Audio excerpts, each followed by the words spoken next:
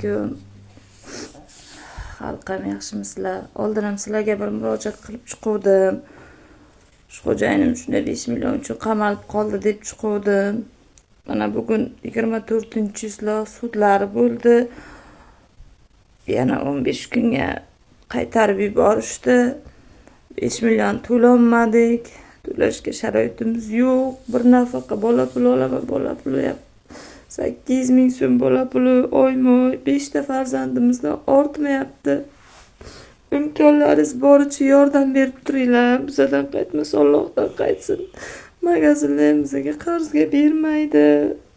Bola pulimdan beray desam qanday beraman, keyin olib yeb ichsak. Qiynalyapti bolalarim ham.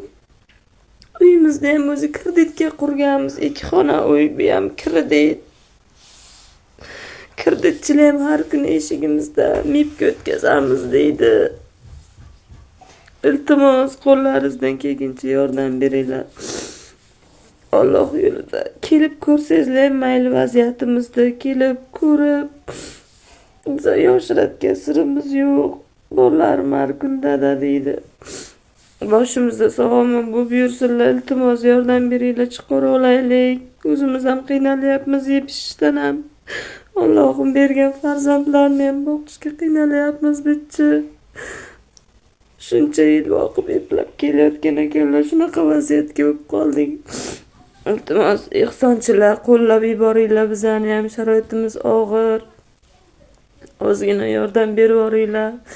Ko'rib, murojaat qilib, iltimos, sizlarga murojaat qilib chiqyapmiz. Oxir shu darajaga keldik, yordam beringlar. Qo'llaringizdan kelgancha yordam beringlar, iltimos sizlardan. Kreditchilar ham kelib uyimizda bo'lib qo'ysa, kiydi baqilamiz, ko'chada qolamizmi? Bolalarimiz uchun yordam beringlar, dadamizni chiqarib olaylik. Qo'llab-quvvatlab yuboringlar.